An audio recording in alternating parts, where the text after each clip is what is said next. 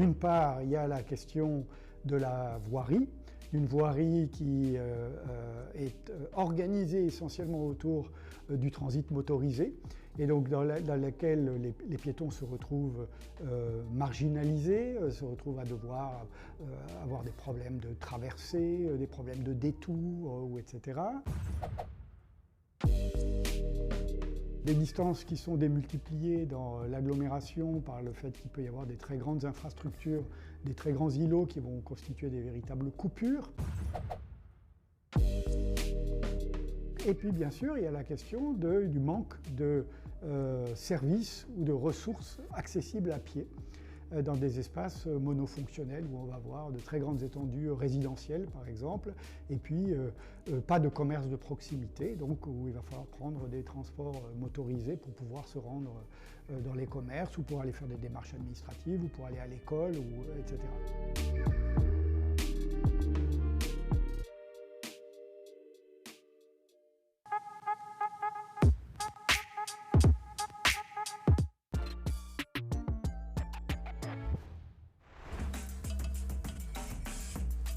Depuis la Covid, la façon de vivre en ville n'est plus la même. On appréhende son logement différemment.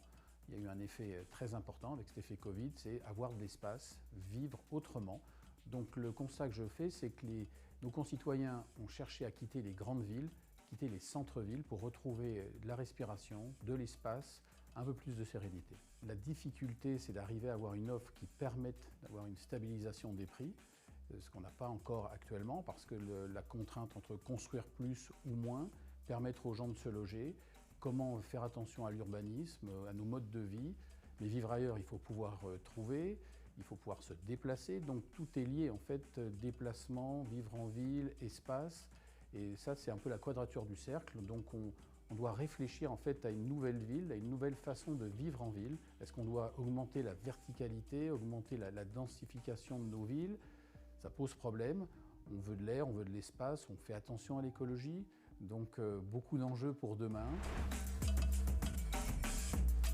Pour la maîtriser, il faut effectivement revoir notre politique de l'offre sur le logement, arriver à permettre à des gens de vivre et de pouvoir se loger sans que tout le salaire y passe. Si je compare avec nos voisins allemands où l'immobilier ne prend pas tout le budget, il faut arriver à trouver cette solution. Maintenant, on ne peut pas contraindre, on a une économie libérale, on ne peut pas bloquer les prix. On a vu qu'en bloquant les prix ou les loyers, ça ne fonctionne pas. Il faut permettre aux gens de pouvoir se déplacer, travailler. On nous parle beaucoup de télétravail depuis la Covid, mais tout le monde ne peut pas télétravailler. Vous avez des gens qui ont besoin d'être proches ou de venir physiquement dans leur bureau. Vous avez aussi des professions actuellement qui ne peuvent plus travailler parce que les coûts de déplacement et ce qui se passe avec l'essence, qui n'est plus ni moins à parler avec ce qui se passait déjà en 2007. Si on reprend les éléments, en 2007, on avait déjà une augmentation des coûts de l'essence qui avait bloqué le marché immobilier. Donc là, il faut trouver le moyen de construire, de permettre aux gens de se poser à un endroit, de ne pas être trop loin de leur lieu de travail et puis de se déplacer. Comment les villes vont permettre l'accessibilité à votre lieu de travail, c'est tout un enjeu pour demain. Et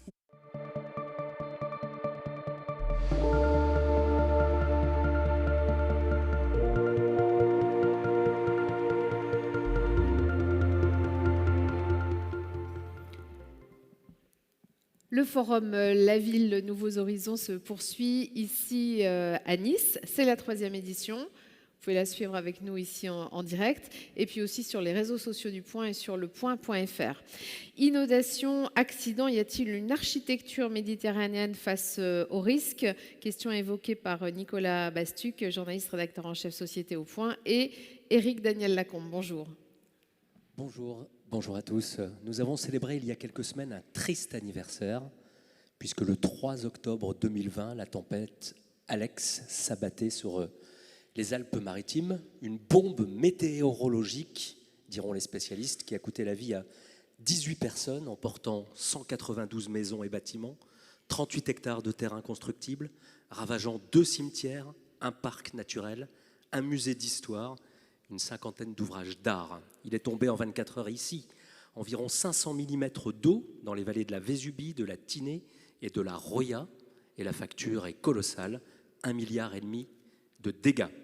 Éric Daniel Lacombe a été appelé à la rescousse pour aider les maires des 8 communes sinistrées à se relever et pour élaborer avec eux et les populations des plans d'aménagement. j'en ai retiré le sentiment très fort que l'urbanisme et l'architecture étaient appelés à un profond changement, dira-t-il.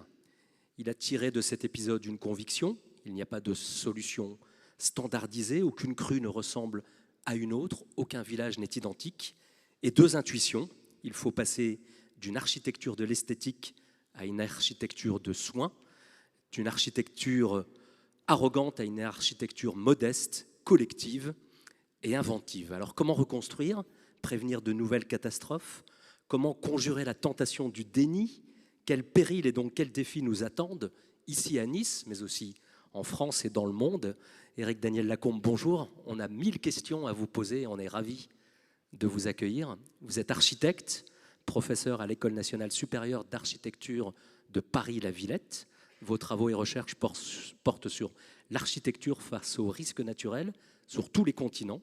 Et vous avez en effet travaillé à la conception d'aménagements résilients dans ces trois vallées sinistrées si proches de nous.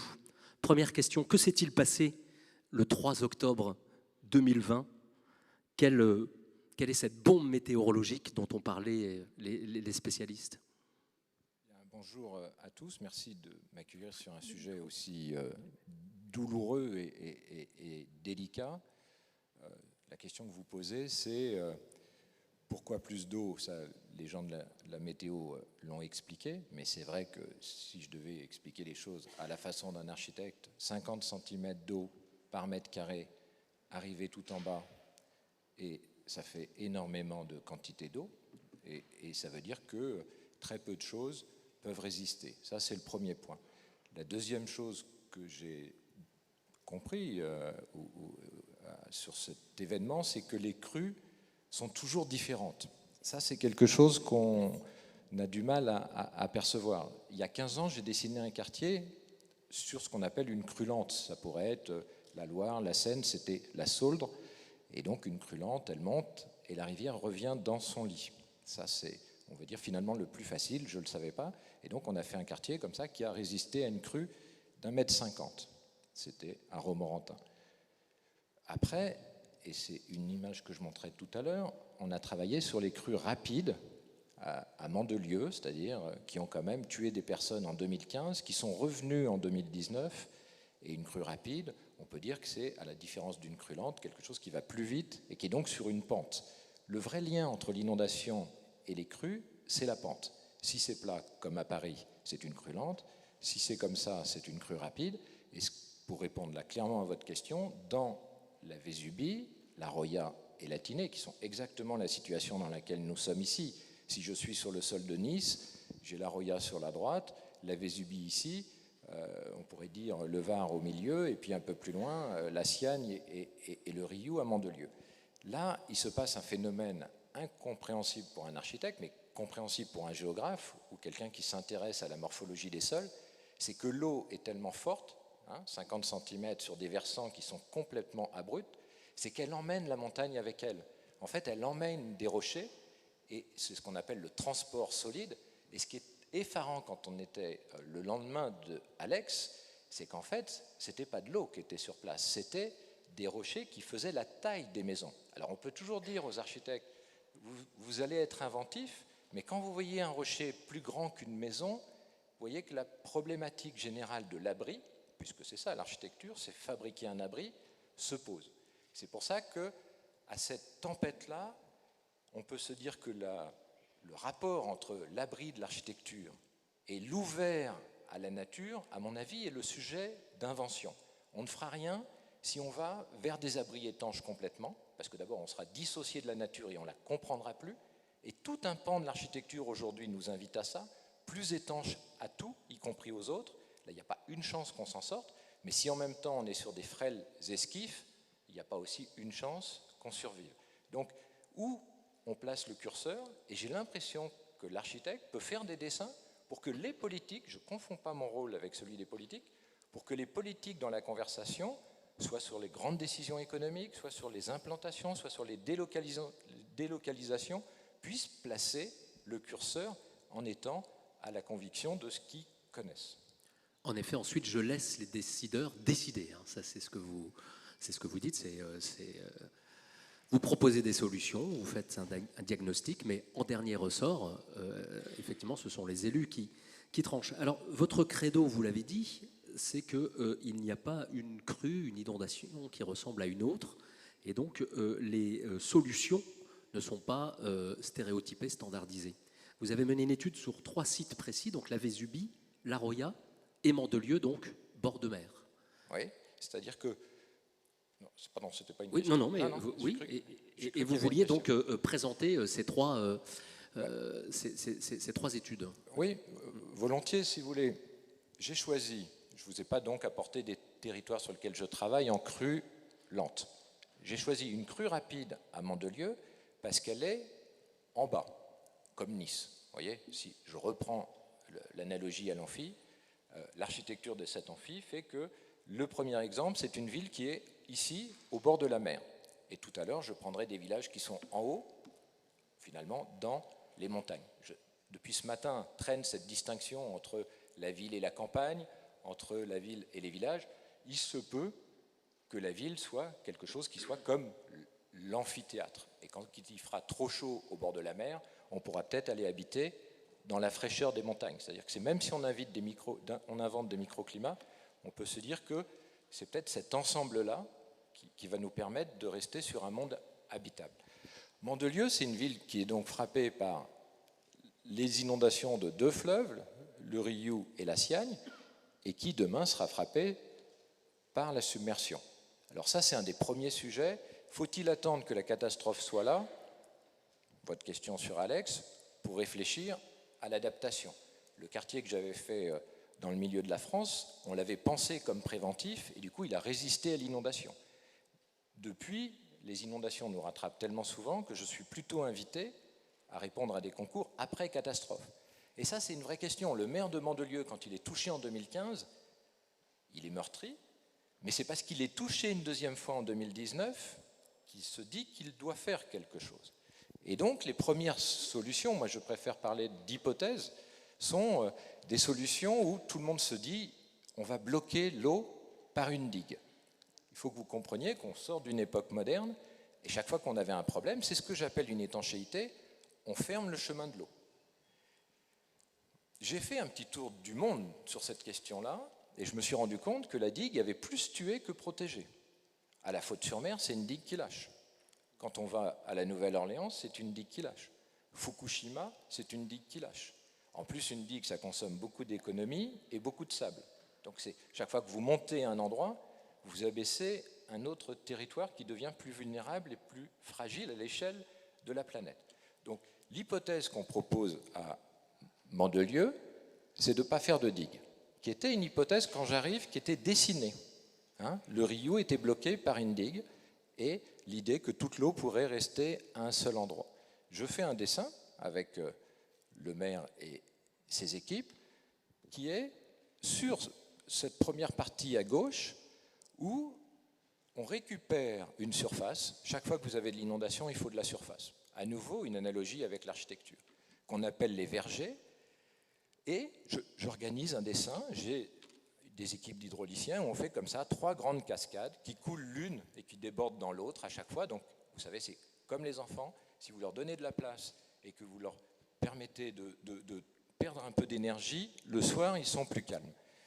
Donc, on fait ça sur les vergers et à l'extrémité, le Rioux déborde dans la Siagne, à savoir la Méditerranée. C'est-à-dire qu'on ne fabrique jamais une fermeture à l'écoulement.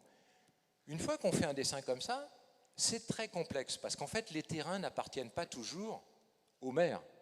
Et là, les terrains des vergers, c'est quand même 14 hectares, appartiennent à un groupe commercial puissant qui ne veut pas les vendre et qui pense qu'il va pouvoir faire dessus des centaines et des centaines de logements. Donc, premier jeu entre digues et régulation naturelle, deuxième jeu entre prix du foncier et transformation de la ville, vous imaginez bien. Donc en fait, c'est là où on fait une hypothèse qui devient un enjeu politique. Il y a eu des négociations et évidemment l'État est très important parce que ce qui nous a permis de l'emporter, c'est que l'État, à savoir la DDTM 06, Serge Castel, qui était l'ancien directeur de la DDTM, avait dit ce terrain-là sera donc inconstructible, il sera rouge. C'est vrai que quand vous avez un terrain qui vaut une certaine somme et qu'on vous dit qu'il est devenu inconstructible, j'arrive toujours dans des réunions où je ne suis pas embrassé sur les deux joues tout de suite, vous comprenez. Et donc, en même temps, on met les gens face à leurs responsabilités, parce que si on n'a pas ce terrain-là, on ne peut pas réduire la vulnérabilité, et on repart sur une digue qui va devenir très dangereuse. Donc ça, c'est un dessin qu'on a fait vite, et qu'on est en train de mettre en place pour que, vous avez compris, les 14 hectares ne soient pas qu'un bassin de rétention qui rend finalement une surface de la rivière, c'est qu'à l'autre face, ce ne sont pas des logements, mais c'est quand même une architecture d'un jardin qu'on va appeler le jardin des crues, avec l'idée que si, comme sur Alex pour l'instant, la rivière est devenue un fléau, une crainte, un danger, on ne retrouvera jamais de convivialité avec elle, et c'est pourtant bien ça l'enjeu. Trouver de la convivialité, y compris avec des choses dangereuses, c'est aussi le deuxième chemin pour changer sa culture, et donc la comprendre, et donc la deviner quand elle déborde. C'est pour ça qu'on fait d'autres dessins à l'échelle de toute la ville, pour que finalement ça devienne un jardin, une promenade, une économie, et je dirais même le début d'un repli. J'étais avec Sébastien Leroy hier, c'est que si on organise comme ça une surface qui fait que la ville reste encore habitable, je raisonne effectivement sur des dessins à 2050 ou 2100, je ne serai plus là, hein, vous avez bien compris, mais à ce moment-là, on peut même organiser ce que j'appelle le repli. C'est-à-dire que la ville basse de la submersion aura le temps de remonter pour se métamorphoser. Si vous voulez, je vous emmène, je vais aller voir ce qui s'est passé à Fort Myers, sur la côte ouest de la Floride. L'eau est quand même rentrée à 42 km dans les terres, 80 morts. On est aux États-Unis. Je ne vous parle pas du nombre de morts au Pakistan. 80 morts aux États-Unis, on n'en a pas parlé en France, mais c'est des replis comme ça. Ça, c'est les crues rapides. Si je vous montre ce que j'ai gagné comme concours il y a un an, j'ai des représentants de la DDTM ici tout à fait fameux. Il y a Jean Roch, des maires des villages ici, René Brichetti. Quand j'arrive avec cette mission, je vous la donne pour qu'il y ait vraiment une humilité qui reste. C'est une mission qui dure 8 mois. 8 villages, finalement, la région et on va dire, le territoire était content, on est passé à 10 villages. Je dois accompagner un préfet chargé de la reconstruction, Xavier Pelletier, le directeur de la DDTM, Jean Roch ou Joanne Porcher ou Guy Linté,